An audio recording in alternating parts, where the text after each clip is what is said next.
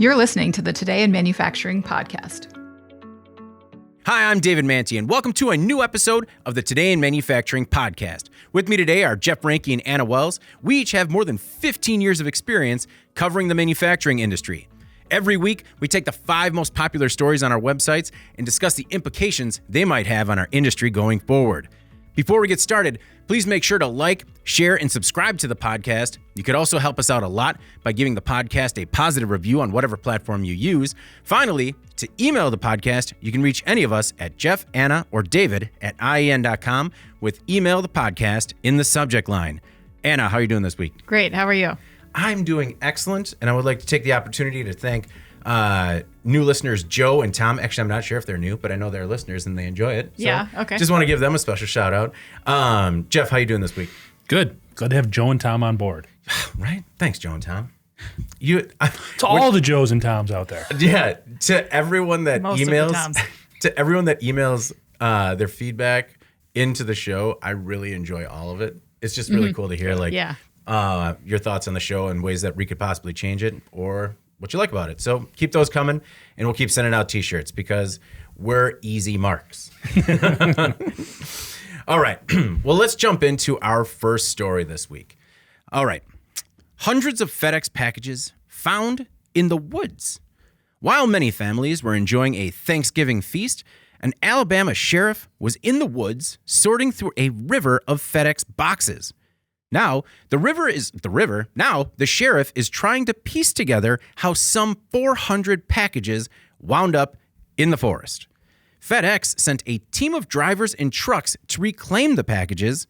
The site is about 30 miles north of Birmingham, and FedEx is working with the authorities to unpack the situation.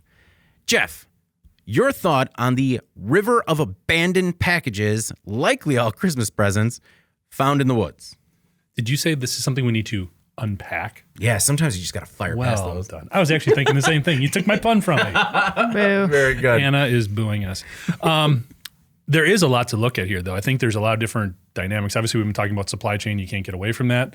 And it looks like this driver was definitely maybe a little stressed, overworked a little bit. I know Anna's going to talk more about that. One of the things that I looked at when you do look at just some of the different competing elements here with the driver himself, who they did find out was responsible for dumping these packages in the woods. FedEx drivers are not paid all that great. And I was kind of surprised. You know, the average is about $45,000 a year, topping out at about $50,000, which I just would have thought with everything that's going on right now with the labor shortage, that would have been a little bit higher. I guess I expected a little bit more than that potentially. So you can see some of the frustration mounting there. Getting away from that a little bit, I was kind of curious how this would work from a legal perspective. Obviously, he's going to be in trouble just with his job. I don't think that's going to bode well for him long term at FedEx. But who's legally responsible here? This isn't like the U.S. Post Office that's delivering this stuff. So when you've got all this, is this something where is FedEx going to go after this guy and press charges potentially? Are all those people who sent those packages, do they have some sort of legal claim with FedEx if those packages are damaged or not delivered? I'm sure FedEx is going to do everything they can to either get them delivered, make restitution, whatever, or you would hope anyway, because they've got a ton of coverage on this. A ton. So I think it's kind of interesting there because obviously if you're dealing with regular mail, that is a federal offense. Crime, and then this guy would have really been in hot water. He could be looking at some serious prison time. So I'm kind of curious to see how it all kind of boils out there. Yeah. Just because it's very gray in terms of who's legally responsible for a package. Once you give it to somebody like a FedEx or a USPS or whomever to ship it out. Yeah, that's a really interesting point because it reminded me of that story of the postal worker. Remember they found like thousands of envelopes in their car. They were opening them, taking every gift card and cash out, but leaving all the checks. And they for some reason left all the evidence piled in their car because they're very smart criminals. But you're right. That was the post office, and this is FedEx. So I wonder what kind of charges this person is looking at. Anna, what were your thoughts on the FedEx problem in Alabama? I think it was pretty obvious, like as a theory, that this was the driver. So when that came to light, I think we were all like, yeah, duh. I don't know. To me, this reeks of desperation. on behalf of this worker, possibly. I mean, it's a strategy that you can't get away with for very long, right? We know that the missing packages would very quickly be tied back to this one person. Yeah. All these companies, these major logistics carriers have like very sophisticated tracking methods, the scanning and all that stuff. But it did bring me kind of back to our discussion that we had last week, where we were exploring the legal implications in that case where that contract driver that was working as a third party for Amazon deliveries rear-ended that person and paralyzed them, and the ensuing lawsuit was blaming Amazon for what they cited as really like unsustainable expectations for delivery rates. So I've heard from friends who have done delivery for I don't know which carrier, but just hearing about how difficult that job was to meet the obligations, what their expectations were. You have a ton of variables that you're dealing with that can cause unexpected delays and thus like more stress to try to get that route done. A lot of that's out of your control, you know? And as Jeff said, it's not the highest paid job for how physically demanding it is, and then maybe how stressful to boot. On top of that, we know there is a shortage of workers right now, especially drivers. We know that there has been a massive increase in e-commerce spending, thus a massive increase in demand for deliveries. So I don't know. I mean, I feel like if this FedEx driver is under duress daily, like, do we have any sympathy for him or her? Like, I'm not saying you dump the boxes in a ravine, but to me, like, this could be a very publicized incident of someone just like really reaching their limit, like like panicking. I don't know. Like, we can envision this person as like a lazy jerk who doesn't care about your Christmas presents.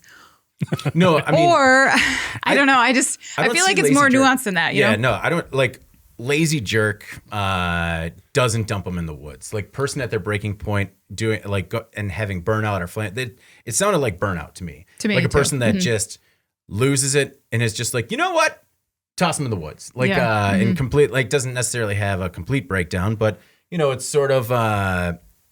It's kind of cyclical, right? And we actually have a couple of in-house experts when it comes to FedEx. A couple of our sales guys actually used to work at FedEx. So they give us a little more insight sort of on the inner workings here a little bit.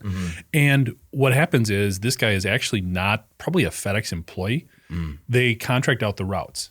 So FedEx employs somebody, the contractor, to run these routes. They sell them or rent them or however you want to describe it. And then whoever is contracted to run the route hires the drivers. So you can imagine how all of this flows downhill, right? You've got FedEx telling the contractor of this route saying, you need to get more stuff out the door. The stuff's backing up. We need more deliveries. That then goes to the drivers. They get this frustration. This is what happens. So it kind of flows downhill, and it's not going away. There was a report, a New York Times article. There was another location about 75 miles south of this one where they found another 20 packages dumped in the woods from FedEx. So you can see these folks getting frustrated. I think it's also representative of the fact that the labor pool is tight, it's competitive, and potentially at times not always able to hire the person you want. You're hiring the person that'll take the job, which means maybe you're not able to vet as much as you would in the past.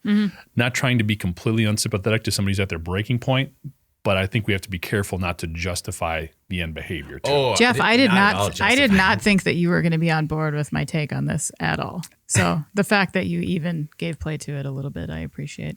It's the holiday season, you know. Thank you. You're softening a little bit. You're so generous. I mean, to your point, Jeff, it seems like it'll be exactly like the Amazon situation where because this is a third-party contractor, you know, FedEx might be able to just be like, hey, it's not our bad.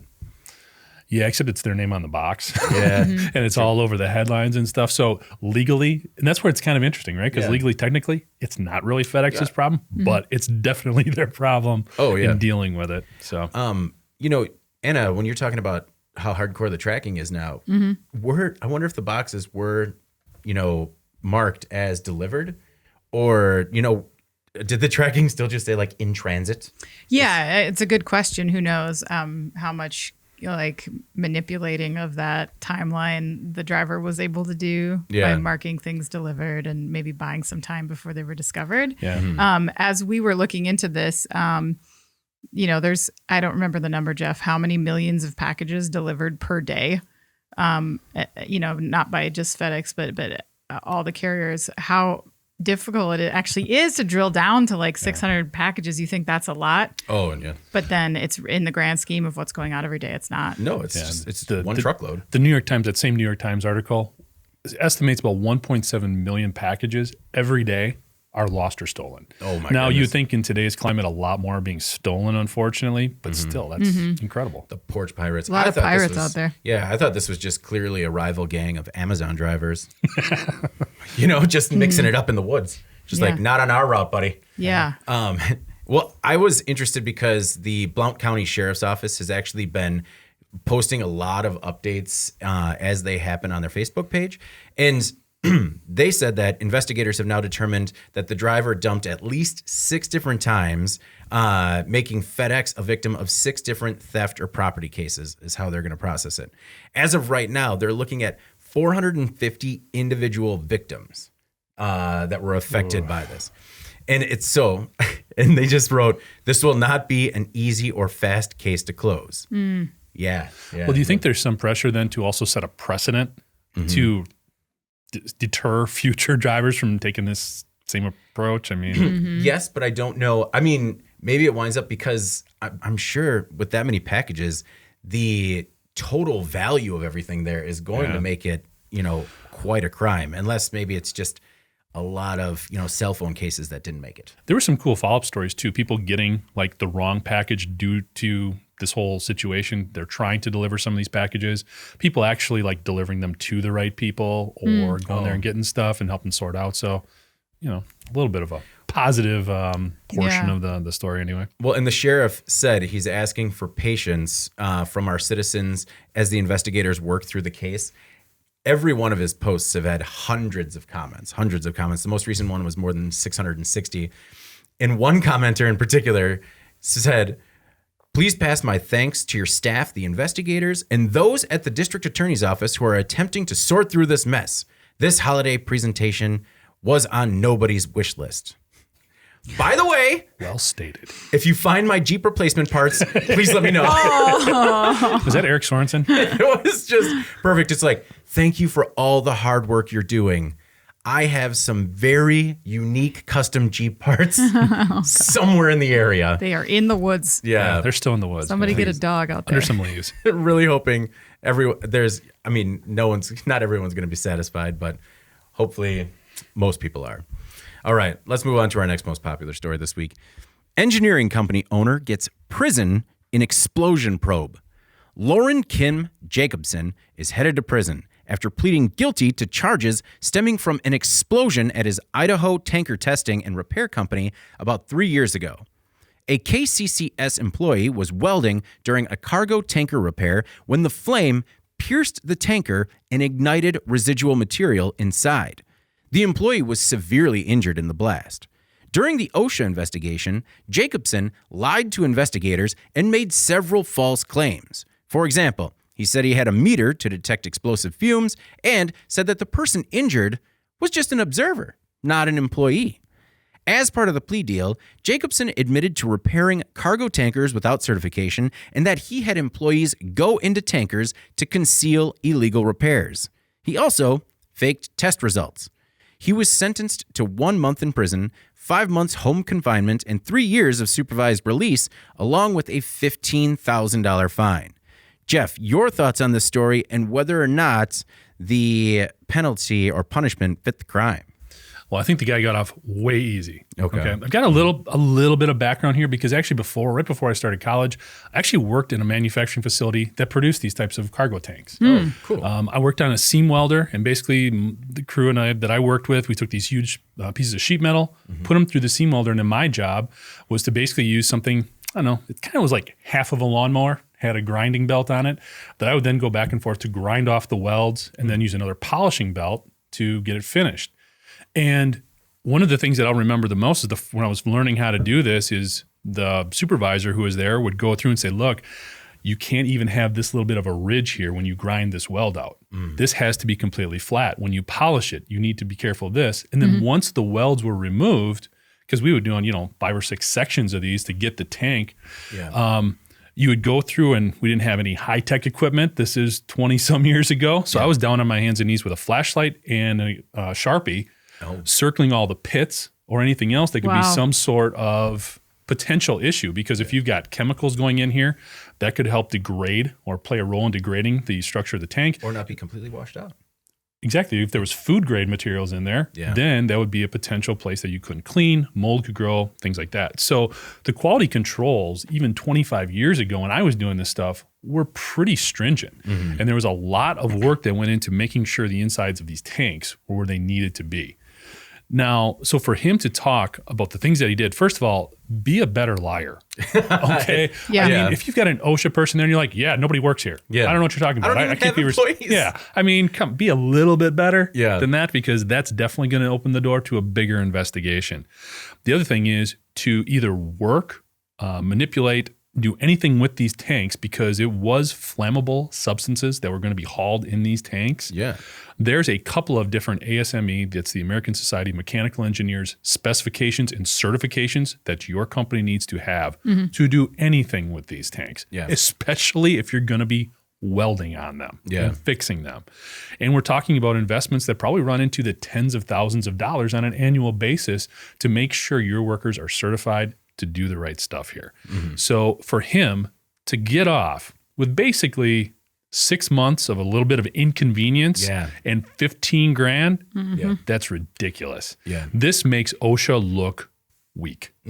And it's really disappointing to see this as the end result after everything that this individual did to potentially defraud his customers because he was not performing the stuff that he was contracted to do, and also the risk that he was putting everybody at when they were putting fluid, putting materials into these tanks, and then trusting that they were going to be discharged through those valves correctly, because that's another ASME certification that you need to have in order to work on that stuff. That's what stuck out to me is the sheer amount of risk. Not just, I mean, he's lucky that only one employee was severely injured after all of his wrongdoing. You know, this affects all of his employees, all the employees with every company that's ever hired him. You know, Anna, there are a ton of people that were potentially at risk as a result of his laissez-faire safety approach. Yeah, and it's inaccurate that this was the only employee who was injured. Actually, this man himself, Lauren Jacobson, the CEO of this company, he suffered from severe burns as well. He was there when this took place. He was hospitalized in critical condition at the time, as was this other employee. The explosion reportedly hurled fragments of the tanker as far as 50 yards away, and the blast was so powerful that it shook homes more than a mile away. Wow. So it was a pretty serious explosion. So the report that I read said that the explosion actually nearly killed this man who was being now prosecuted. And of course, his colleague. I wonder what kind of shape this guy is in, being in his mid-60s and suffering that kind of injury. Right. So I don't know. Maybe that played into the sentencing, but that's pure speculation. I have no idea. That said, it is hard to feel sorry for him. I mean, after all you it's getting easier now, Anna. Well, but again, I mean, the laundry list of things that he did and all of the deception. I mean, it's weird to me actually that OSHA didn't classify any of these infractions as willful. They were all as serious violations. Yeah. So much of this is clearly premeditated. I don't get it. Like, you know, you mentioned his trying to deceive OSHA by saying that person was an observer. Yeah. He knew what he was doing because he knew that if he could claim that he had no employees, he was not subject to that OSHA directive. Yeah. That's very premeditated. That's like very conniving. I mean, he was hiding people. I mean, literally hiding people inside these tanks, and so you couldn't see what they were doing. So you couldn't see what they were doing, exactly, because he knew. And, you know, he faked numbers in there. He was not performing tests. There was just a lot of things that he did wrong. None of this was accidental. This was not negligence, in my opinion. This was willful. It made me think of Joe Bayless, the fake engineer that we talked about a couple weeks ago, who got hit with the $481 million in restitution, 3 years in federal prison for the DC solar Ponzi scheme. And it just kind of showed me the disparity in sentencing based on who the victim is, you know, especially, or the amount, you know, whether or not it's a physical harm that you cause to a few people or financial harm that you cause to a few very powerful people. True. Or who the judge is or who the jury is. No, agreed. But I got to say, like, I did not know that he was severely injured. So, I mean, maybe some of the things he said to OSHA during the investigation, maybe he just wasn't of sound mind. I don't know. It was a plea deal. Yeah. So, I mean, it was before it got to court and all that. And what bothers me the most is OSHA is always about setting an example. Mm-hmm. This is, if you do this, it doesn't matter who you are or where you are operating, this is what's going to happen. And in this instance, and this is a little bit unique because it's not a direct parallel to some of the industrial accidents that we talk about, or incidents, I should say, that we discuss. But it's basically him just thumbing his nose up and saying, you know what, I've gotten away with it for how long? Yeah. I'm just going to keep doing it this way and we'll see what happens. And that doesn't deter the next guy from doing the same thing. Mm-hmm. And that's what's just so mind-blowing. We're talking about welding a cargo container that is hauling flammable substances. Mm-hmm. Yeah. Do you really want somebody who's not licensed and not properly trained doing that? You want to follow that guy on the highway? That's exactly what I was thinking, is how many times you're next to that person on the interstate and you assume that is probably the best made truck on the road, because of the cargo it's carrying. Right. Instead, it looks like one of those trucks that just has all the different gas canisters in the back, like with one thing kind of tying them off, and they're just kind of juggled around back there. Yeah. Anyway, let's move on to our next most popular story. It's a little bit more lighthearted. Boozy stream clocks in at 1.2% alcohol. A person was hiking near a stream on the island of Oahu in Hawaii when he noticed that it had a funny smell. An independent laboratory found that 1.2% of the water in the stream was booze.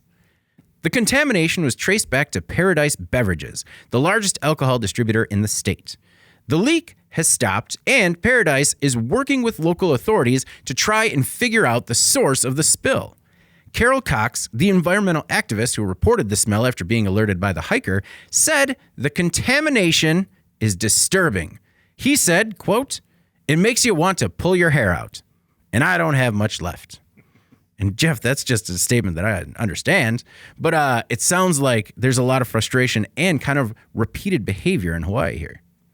Yeah, so I did see a follow-up to this. They did figure out that it was a beer leak from Paradise, or a beer spill, I guess I should say. Okay. Which would explain the smell. Okay. If you could imagine that. It sounds like the smell was horrible. Yeah. David, how would you feel especially? I mean, you're such a connoisseur of the malted beverage. I would be so gross. When they described it as, it smelled like a bar that wasn't cleaned and opened its doors after being closed for like 4 days. I just yuck. Really knew that smell. And it brought me to a very specific bar in Austin. I'm just like, never going there again. Yeah, definitely unpleasant, which is so weird. You just imagine, the Hawaiian Islands is such a beautiful tropical place, and then you're hiking along and smell stale beer. Oh. Pretty gross. What was interesting, and I had no idea what this really meant, 1.2%. I mean, I can compare it to beer or other alcohol and stuff like that. Yeah. But it's actually funny, in doing a little bit of research, the actual concern from an environmental perspective wouldn't be to the fish and stuff like that. Mm-hmm. It's actually all the other organisms that would that would die off because of basically a lot of the chemicals that are involved in the fermentation process, that alcohol that is used to create alcohol. Yeah. It would kill those off. So if you're getting rid of all that other bacteria and other stuff, that's going to kill the fish. There's no fish, there's nothing that eats the fish, so on and so forth. So that is the circle of life, Jeff. Yeah, there we go. Thought I could bring it all together. So I thought that was kind of interesting. I also found out that there's actually a little bit of alcohol in a lot of everyday stuff that we eat, just because of the natural fermentation process. Hamburger buns, larger hamburger buns, it's 0.6% of that is alcohol. There's actually 0.6% alcohol in that. Man, getting wasted off these burgers. 0.5%. Really? What? Yeah, I give those to my children. Right? Yes. They were so drunk before they went to school this morning. So if crazy. you do not believe me, you can visit this site that I'm definitely going to be going back to. Let me see if I can find it here now.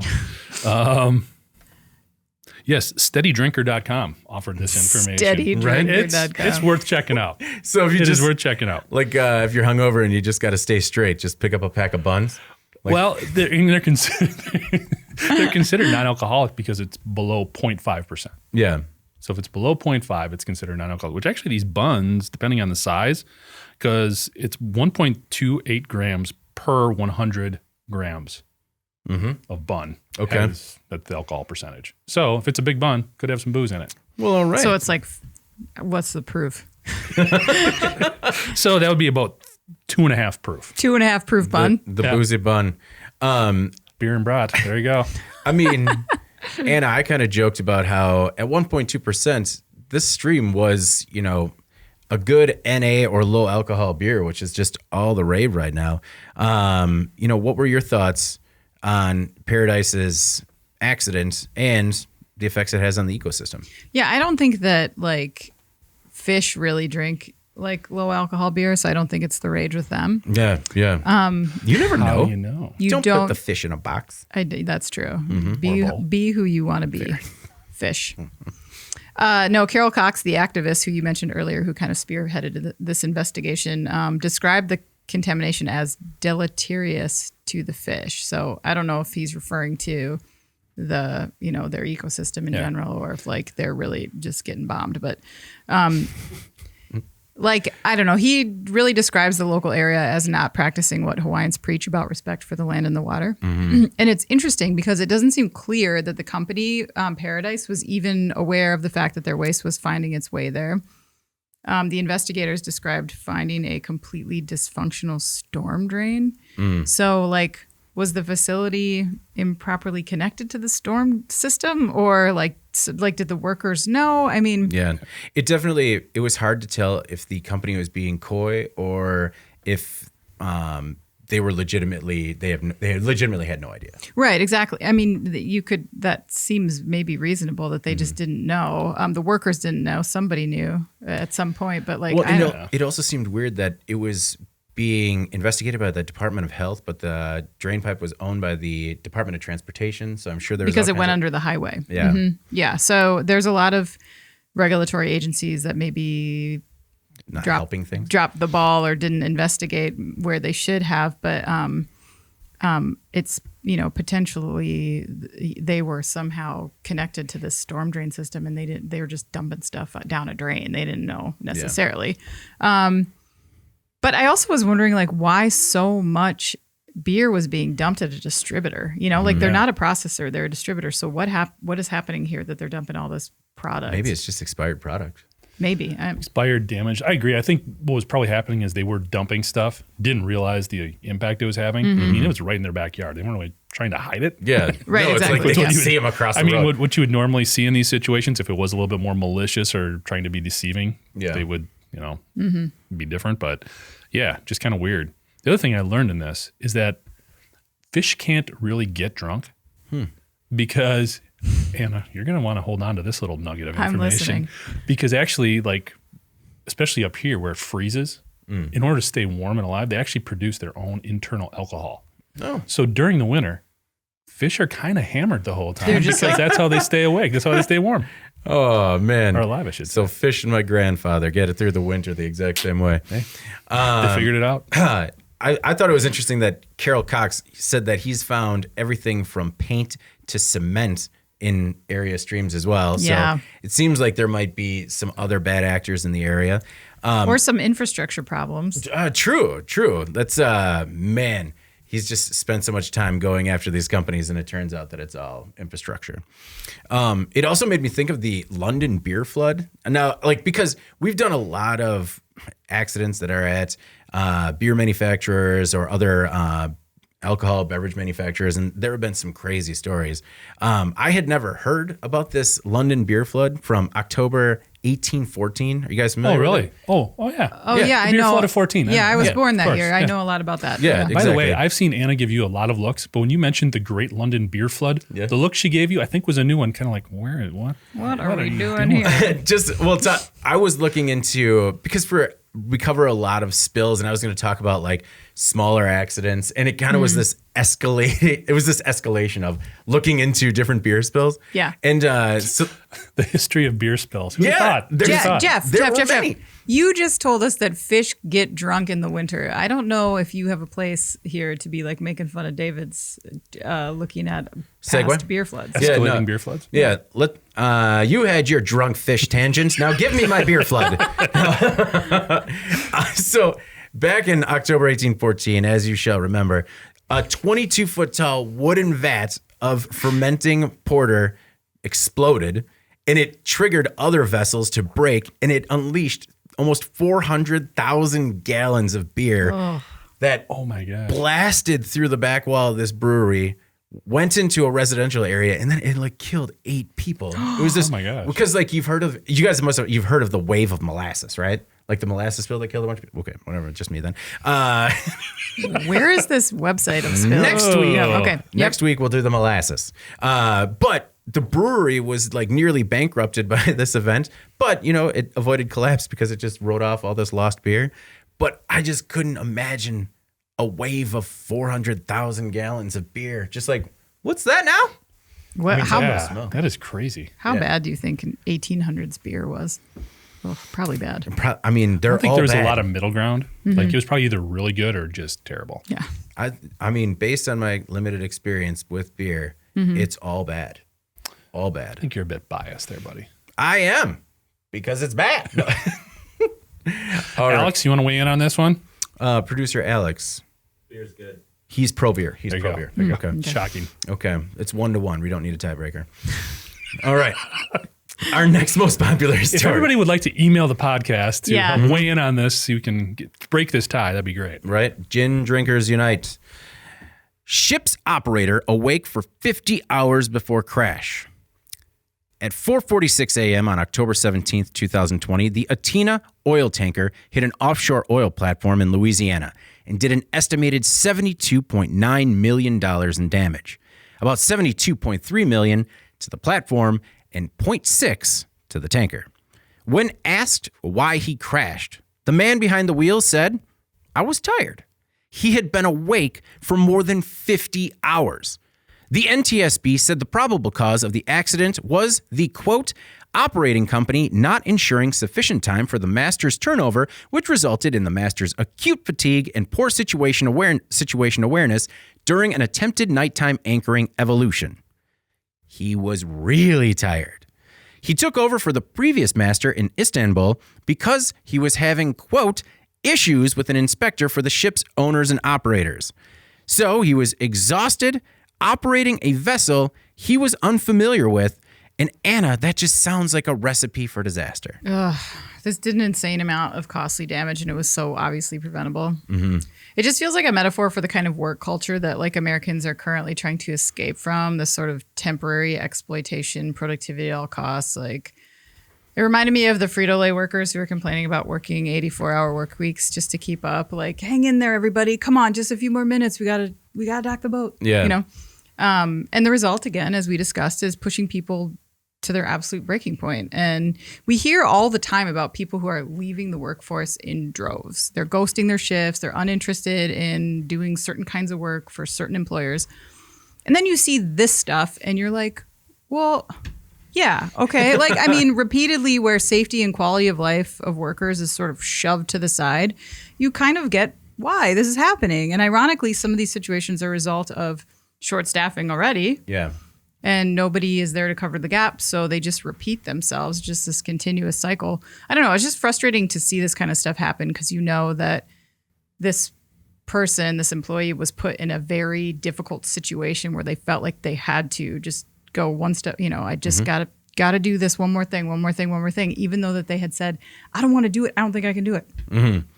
Well, it was very odd to me because it had to be a difficult situation to walk in because he's coming in to take over this tanker as the other guy is just like, the heck with all of you, I'm out. See ya. Yeah. Because there is, you're supposed to have, according to the company's own rules, you're supposed to have like a 1-day turnover between the old master and the new master. So that way there's like a little bit more of a transition. And Jeff, I feel like there were a lot of balls dropped here. And one of those was that day transition because maybe he would have had a little more familiarity with the vessel. He would have had a little more sleep. I mean, I don't know what you guys are like after 50 hours being awake. It is ugly. I can't even fathom being awake for 4 days. Yeah. That's, I don't know. It's kind of mind blowing. Unreal. I mean, what would have been the worst situation? Him being awake for that long, or just like for an hour turning the boat over to somebody else who had a rudimentary understanding of how to make sure it goes in a straight line. Yeah. You know, what and that's the situation that he was basically placed in here. Also, we've kind of glossed over the fact that they don't call them like Captain? captain. Yeah. It's a master. Shipmaster. Yeah. That is, maybe that does sort of offer an indication of the culture of the operation antiquated. there. Yeah. A bit of, like you said, an antiquated approach, which means we got to get there. Let's go. And how many times have we done reports on incidents in a factory where it was somebody who didn't have a lot of familiarity operating a potentially dangerous piece of machinery? Yeah. That's basically what you did here, but the scale is so much larger. And now they're looking at over $200 million in damage having been done to this platform that he hit. Yeah. Basically because he was trying to park in the dark. Yeah. It's, well, the amount of damage is kind of disputed because the day after the accident, Cox Operating, which is based out of Houston and owns the platform, sued the ship owner for $225 million in damages. Now, according to the NTSB report, it says that it only did $72.9 million in damage, but I'm sure that has to do with all different things, like the fact that the platform's 4 crew members and technician had to be evacuated by a helicopter. Can't imagine that's cheap. The emergency shutdown of it, repairs. Missed time. Yeah. The one thing, I mean, if you can look at a bright spot here, is that luckily no pollution or injuries were reported, which as soon as I read the headline of the story, I'm like, all right, where's the earth dying now? Yeah, I mean, it was empty, and I think that played probably a little bit in the role into this person's rush, the master's rush to get there and not sleep. I mean, oil prices right now are almost twice what they were a year ago, so there's a desire to capitalize on that as quickly as possible, too. Yeah, the new master took over for the old master, but then after the new master crashed, he was taken over, like the accident master took over. I mean, hard to follow. I'll be honest, when I first read this, I'm like, what was this captain, master, pilot, whatever you want to call him, what was he thinking just being awake for 4 days? But if that was the environment that he was expected to function in, Right. Yeah. it goes beyond him. Now, there should have been a little bit of common sense. They're like, I'm piloting this huge craft. I need to get a little rest. But again, I think there's enough blame to go around throughout the organization there. I mean, just over a little, like 2 days. Because he just did like back-to-back full days and made it just into that third day. Okay. I mean, I've tried doing the math like 3 times because I didn't want to throw that out there and be like, 4 seems high. Yeah, what was I thinking? But Yeah, still 2 like, days. 2 seems high. Yeah. yeah, I mean, Yeah. if it just reminded me of even when you would pull an all-nighter on a deadline and how kind of wasted your brain is the next day. So like terrible. trying to fight through. And you're like, there's that, you're impacted by that the rest of the week. You're trying to recover from that exhaustion. And this was like when we were like 25, you know, like Yeah. I can't imagine an actual adult doing Well, and this. plus he's sitting there looking at the water Yeah. for 2 days, not 4. Yeah. And in the dark, Yeah. you know, it's a lot of bad things going on here. All right, let's move on to our most popular story this week. Musk says rocket engine issues threaten to bankrupt SpaceX. I know you guys have been missing the Musk talk, so let's get back dive to in. it. Who's this guy again? I don't know. He's a big guy on Twitter. Ellen. Big on Twitter. Interesting. Musk. The day after Thanksgiving, Elon Musk ordered his employees back to their posts in Hawthorne, California, in order to address a, quote, disaster with a new rocket ship engine. In the email, Musk said the company faces a, quote, genuine risk of bankruptcy if the matter isn't resolved. The problem is with the Raptor, the methane engine that was supposed to power the Starship spacecraft to the moon and beyond. The issue stems from production, though Musk didn't give specifics as to where or how. If Raptor production isn't high enough to launch the company's larger next-generation Starlink communication satellites on Starships at least once every 2 weeks by 2022, it will put SpaceX in financial jeopardy. And Jeff, I know that financial jeopardy sounds like unbelievable with a Musk-run operation, but it looks like they're looking at a bad hand here. So I think this podcast overall has now taught us 2 things. The first thing we've learned, I think, is that making cars is hard. Can we agree on that? Yes, Like all yes, these we can. startups, you know, they've struggled. The other thing I think we're now learning is rockets that send cargo and people into outer space are expensive, guys. They cost a lot. So like when stuff blows up, when you try to launch it or when you try to bring it back down and recover it and it blows up, maybe it's worth more than just a cynical tweet in terms of addressing that. But Jeff, you wouldn't want to do that like multiple times in a row, right? Not if it was like going to cost my company going bankrupt. Maybe not. So it's just interesting because this is like a huge 180 for Musk from what we've heard before. I think maybe this came from the Musk Thanksgiving celebration where they were all around the table talking about the things that have gone on this year. And maybe, Elon's mom kind of turned over and be like, I'm so proud of you, everything you've done. And then you've got like the social media influencer wannabe cousin over in the corner being like, all right, Ellen, nice job. When are you going to get that Starlink thing going? So he gets frustrated because, he just got called out. And he's like, I'm going to have everybody on that line tomorrow so Spencer over there can stop talking trash. Yeah. Jeff, this is a good narrative. I like it. Yeah. And because he sent the email out on Black Friday. So, there had to be something at Thanksgiving. Somebody's just giving him too much crap and he just couldn't handle it anymore.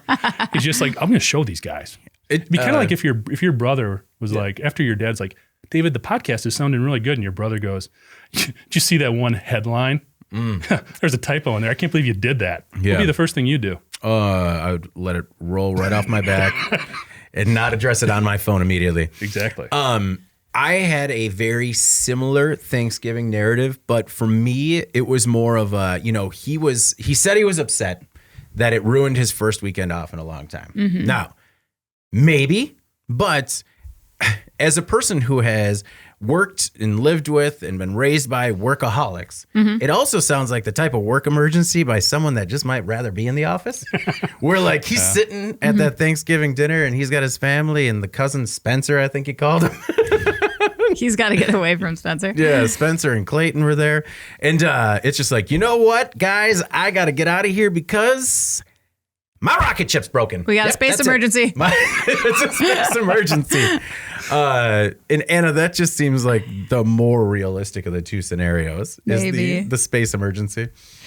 To me, the biggest eye roll is just how like the world's richest human has really been complaining about money a lot lately. And I find that sort of annoying. Yeah. Like, all right, dude, get it out of your system, I guess.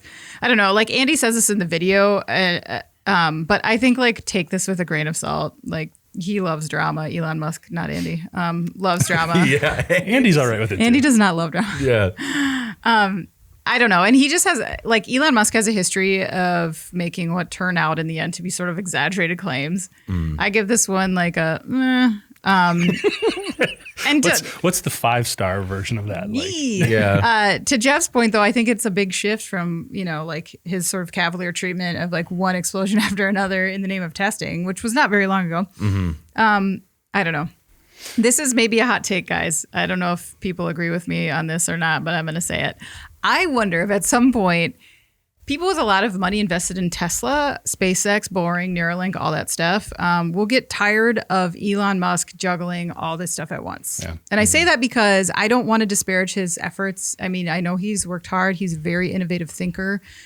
This stuff wouldn't exist without him. But like how many Fortune 500 companies have a CEO that moonlights as the CEO of a completely different company? And another one. That's crazy. Yeah, like that's crazy to me. And to me, like, I don't know. I just like, you look at a public company like Tesla, where he's like multitasking and he says like off the cuff things that like really can send that stock into a nosedive. And I wonder, I mean, he talks about how sleep deprived he is. He's really like multitasking. Yeah. I don't know. I feel like sometimes it just like makes it difficult to take what he says seriously. But also, I feel like maybe there's a liability there. And I wonder if like potentially some of these board members at some point or stockholders or whatever are going to get fed up with that. I think you achieve a certain level of being untouchable when you are the self-made richest man in the world. Sure. And so, I mean, I get it. Like if you're a board member, you want to protect the company, but it's also going to be hard to, go against the guy that has constantly run up against the greatest challenges in like the biggest industries and somehow overcome them. I mean, we've had some of the skeptics on the website just be like, some people are either very pro Elon Musk and believe in what he's doing, and some are just like, he's going to come out as the biggest snake oil salesman in the history of American industry. And I don't think snake oil salesman. I don't think that at all. But and I've always respected his innovative mind. He's done a lot of really cool stuff and pushed things forward that other people couldn't have got off the ground. However, I do think he is handling too much at once. I think he's a genius, but from a social and communication perspective, he definitely falls down. But when you're that good at so many things, you probably think like, I nailed it. Yeah, I can be the communications department too.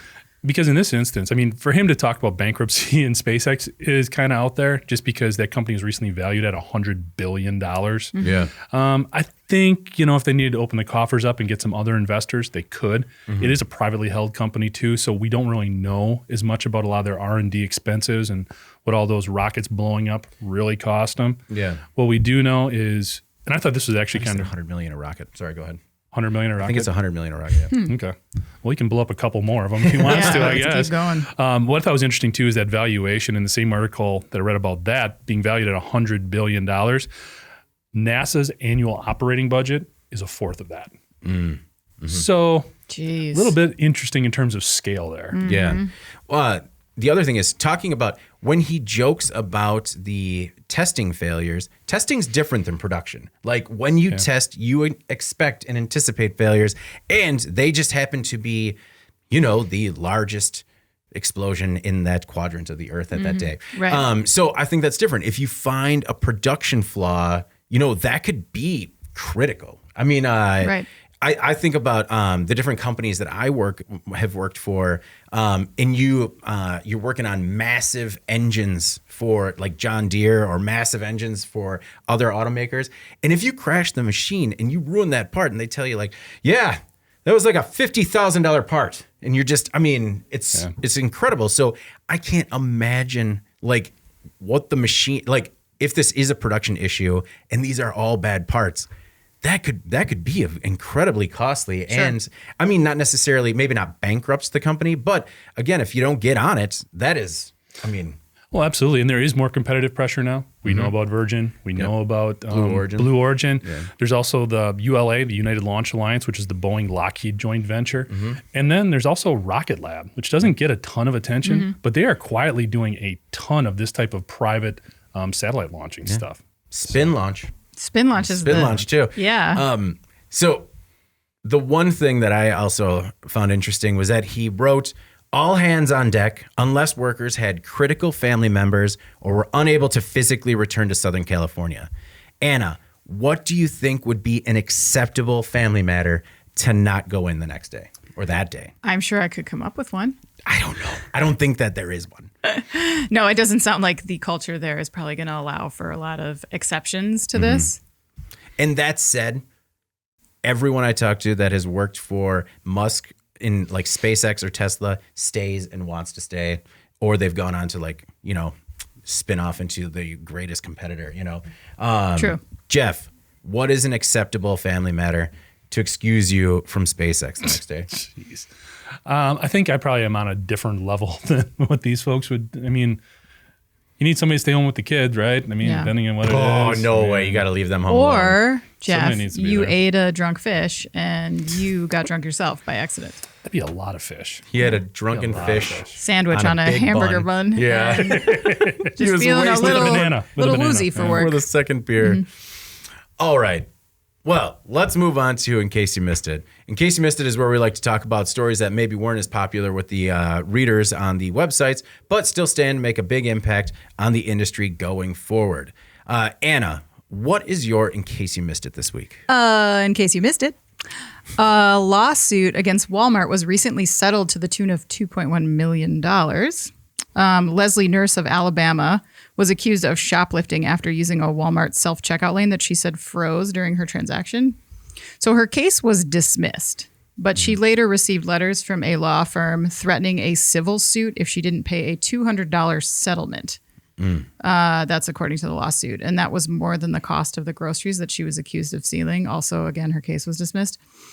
So this lawsuit that she filed went to trial and reportedly featured testimony that Walmart and other major retailers routinely use such settlements in states where the law allows it, like Alabama. Yeah.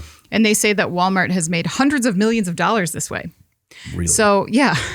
Weird.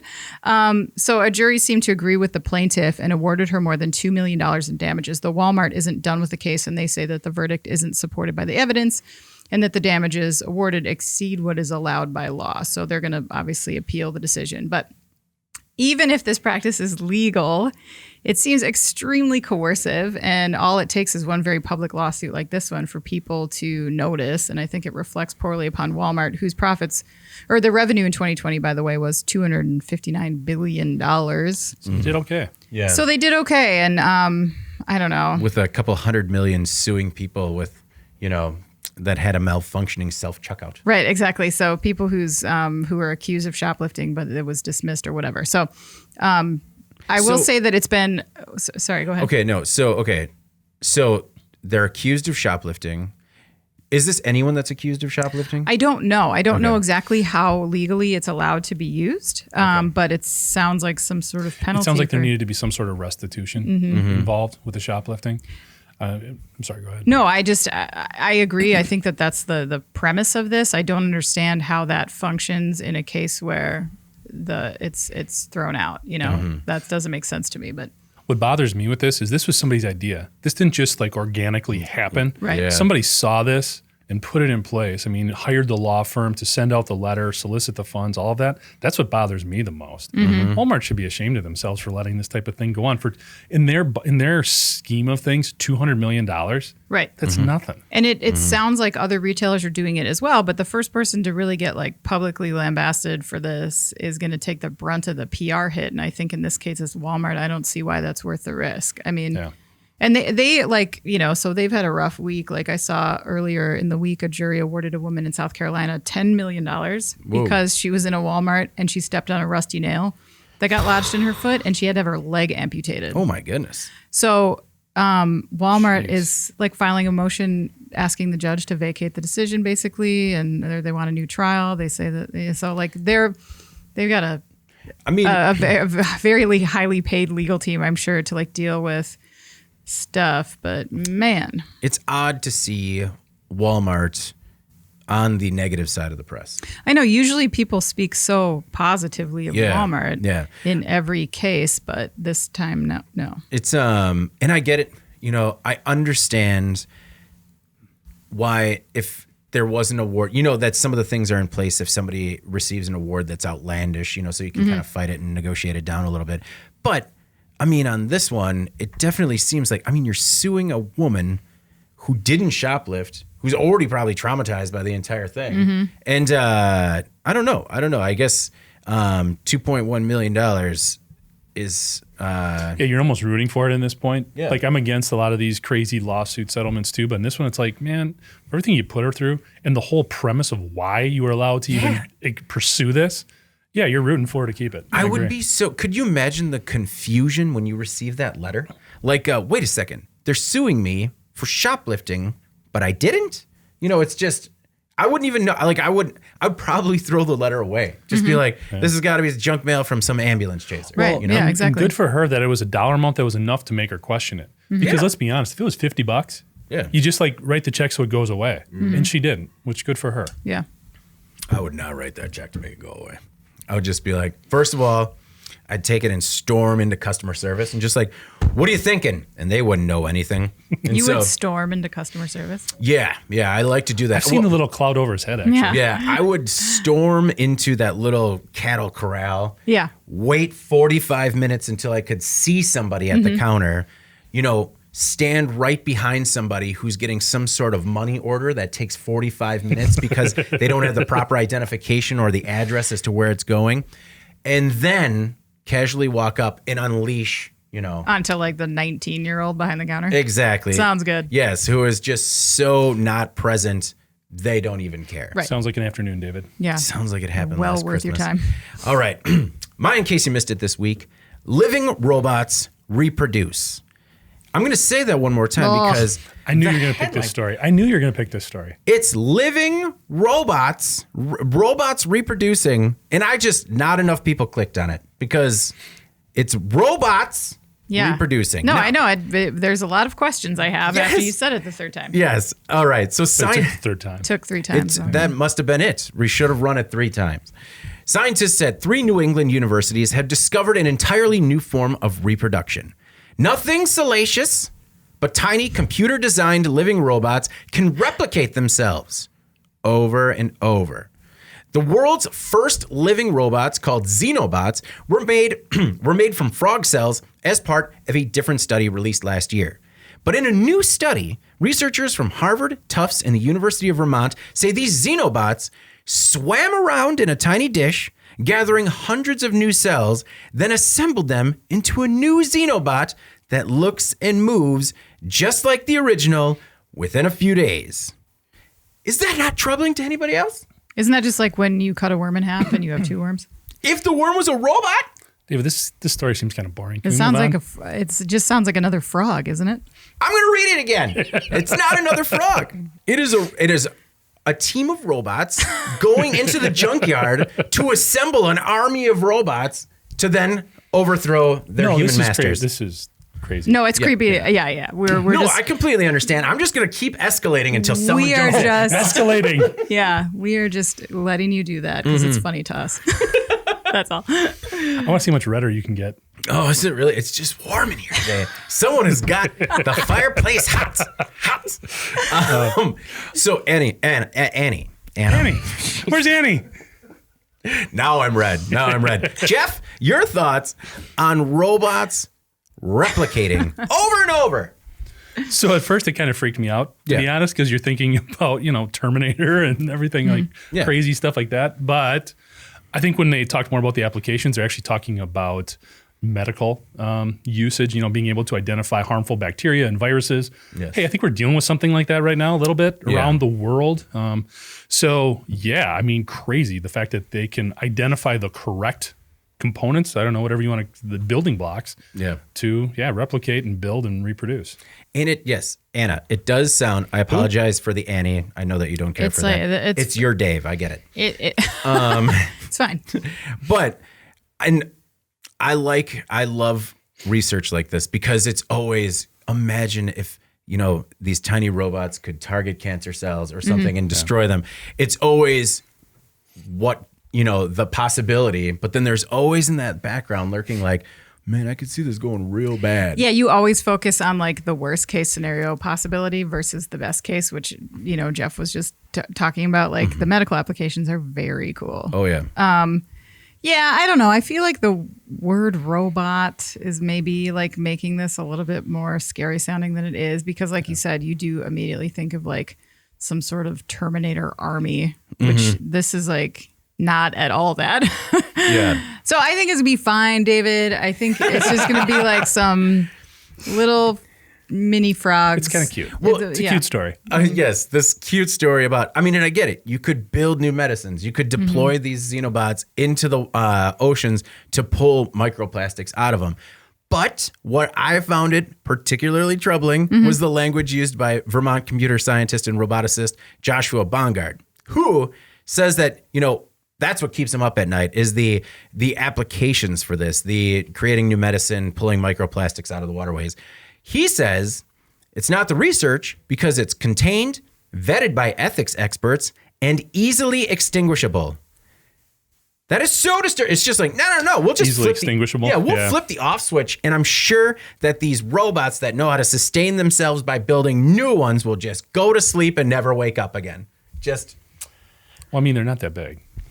So now, we should be able to shut them off. Now, yeah. That's how life started. Single-celled organisms blasted in from probably outer space. Whatever. No.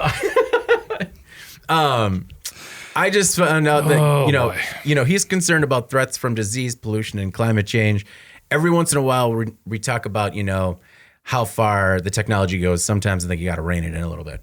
Make sure that there's more than an off switch. Yeah, Sure. it wouldn't be worth it to solve climate change because of the risks. Well, climate change. Just kidding. Yeah, if it's solving something else that's going to end the world and just pushing it off into a different end. I don't think. Did we miss anything from you, Jeff? All right. Jeff, I don't know if I can follow that one. How? Can we go from the end of the world to Christmas trees? Yes, we can. Can we? Please, can we? Can we Yeah. segue? Because commercialism is want just to. the beginning of the end of the world. Oh my God. Does anybody else want to stand in? Oh, boy. All right, Jeff, what's your in case you missed it this week? So this one actually hit home a little bit because the day after Christmas, we needed a new Christmas tree. And my wife was looking for one. She went to Menards and it was going to be very expensive. I couldn't believe like how much they were charging for a pre-lit fake Christmas tree. How much were they charging? Like this was like a $300 tree. What? Whoa. Yeah, it's ridiculous. But looking at this article Now you know. on our websites, we can see that Christmas trees, both real and the artificial ones, are facing a lot of the same challenges that a lot of other items are in the retail world. Excuse me. Basically, weather has hit the real trees, and just supply chain disruptions and logistical challenges in terms of enough semi-drivers and all that kind of stuff. Getting these products to the store, getting to the consumer is hitting home. And as a result, big surprise, Christmas tree prices are going through the roof. No way. Yeah. So if you're looking to either buy a real one or an artificial one, you can see these prices almost 3 times higher according to right now this year. And the thing is, because of the dynamics of our, obviously the real trees, it takes a while to grow a tree. I don't know if you knew that. Another thing you can pick up here on the podcast, it takes a while to grow a tree. This is going to last for a couple of years. Like this isn't something that's going to be solved overnight because we do need to replenish, obviously, the supply on both ends. So this is something over the next 2-3 years, kind of like the chip shortage on the automotive side. Yeah. We're seeing this impacting Christmas trees. So it is kind of interesting when we look at a lot of these dynamics. It's usually a more technical or more, advanced product that we see more bigger impact in terms of some of the supply chain challenges right now. But it's even in simple stuff like Trees. Christmas trees. No, when I read the story, I thought about how I always, up until maybe 10 years ago, I was hardcore. You cut down the Christmas tree so that way you have the smell, and it's all about the ritual of going into the woods and finding it, or the... Did you remember your saw, Clark? Yeah, you are No, definitely. I tore it out of the ground with my hand. But then, we came by some secondhand fake trees. And so we didn't buy it, so I felt better about it. And we used these secondhand trees, and we received another one last year where it was one of the pre-lit trees. And when they gave it to us, it was just, they told us maybe 2 out of 5 strands work. And we thought like the previous tree will just kind of like wrap lights around where it wasn't working. And this year, I got a little bit more ambitious. I'm like, you know what? I bet I can cut all those lights off. And so I spent the day after Thanksgiving, that evening, cutting all these lights off of the tree. Whoa. And while it was a bit more than I planned on chewing that night, it looks beautiful. And you can upcycle some of these old trees and kind of give them a new life. True. So that is something that's kind of out there. I actually appreciate these upcycled trees more than I did, the real tree. That's true because you put so much work into it. Wow. It's a real Hallmark story there, David. It's not a Hallmark story. And I would like to conclude this by saying my wife, the retail queen, found coupons and everything else. So the day after, actually, she went and found a much less expensive tree of the same size There you for like go. a quarter of the price. So happy ending. Yeah. Way to crush it, Payron. Yeah. Nice. She did. Anna, do you go fake tree or real tree? We have a fake tree. Part of that is because I have 3 real children that are very small, and you just got to be careful with what you're doing there. I worry about the the instability in the tree stand and stuff. I don't want the tree to fall over, and I don't want it to get dry. And they would like to put up the tree super early because they get excited about stuff, and it's cute because that magic only lasts for such a limited amount of time. So we put up our tree on Thanksgiving this year, but you can't really do that with a real tree. Then you're like toasting your tree by like December 15th. So fake for now, but I do like real trees better. How quick until you had the first ornament casualty? We had one while we were decorating initially, and my kids, like it was like one of those glass balls, and it fell down and it exploded because we have wood floors, and immediately they're just like, ah! Like everyone is like hysterically screaming. They try to run towards me because I'm their mom, and there's broken glass all over the floor. And my husband's like, "Get back!" It was very dramatic. So I made them some hot cocoa and let them sit on the couch while I swept it up. And then that was it. That was it. We just had to get it out of our systems. we put all the ornaments on with the 3-year-old. And then when the 1.5-year-old woke up from his nap, just goes, I thought we had all plastic ornaments within grasp, grabs the one glass one and just like rips it off the tree and throws it right behind him. And I was like, that was so fast. Like he was still like, we are ahead of schedule. Yeah. Definitely your boy. Oh my goodness. It just shattered both of the antlers off of Rudolph there. Sorry, Jeff, is your tree up yet? Like, is it all put together? Yeah, actually, when I go home, the girls are putting the ornaments on right now. I need to be there. So I'll go home and relax, have the tree. Sounds magical. Have an eggnog while you watch it. Probably have one of those beers. Oh, some beers. Yeah. Yum. Eat a big fish. In a bun. Just anyone that has a fish anywhere near Anna now, she's going to be like, watch it now, you're driving. I got to tell you something about that fish. I'll be that person. Jeff, let's move on to our final thoughts for the week. What's your final thought? Final thought. I was going to talk about something else, Elon Musk, but I think we've covered him extensively. Sure. I think we're good there. Yep. I don't know if I have one right now. Yeah. I wasn't expecting you to come to me right away, David. Sorry. I have one. Think about it. Anna, what's your final thought this week? I would like to say happy birthday to my friend David Mandy, whose birthday is today. We almost made it. We almost made it, but we're not going to. That was so crazy, and in case you missed it, I don't think they remembered. Thank you very much. I appreciate it. Do you have any big plans for the weekend, or? Not really. No. Well, we have a get together with a couple of friends tonight, which people are already starting to bow out of. So, good. Yep. Yeah, it's standard COVID get together. Let's all do it, guys. And you get close. I'm just not feeling good. I got a little tickle, and I think we're gonna stay home. So hopefully we'll at least have 4 of us because I'm doing like a 2-hour swing to drop off the kids for a home that's 30 minutes away from us. Oh, yep. Mm-hmm. But no, thank you very much. No big plans other than everyone that like brought in bagels and cookies and muffins and I made cupcakes. So we got to hit the carbs after this. Yeah, it is like an old country buffet out there. There is like a lot of stuff. Yeah, I have like a salad that I will leave for next week as I just try to get through the rest of the cream cheese and bagels because you don't want them to go bad. No, well, you don't. can't walk past without grabbing a cookie too, like those cookies that are out there. Ridiculous. Eric, our producer, thank you very much. He bought my favorite guilty pleasure cookie, which is the M&M chocolate chip cookie made with all butter.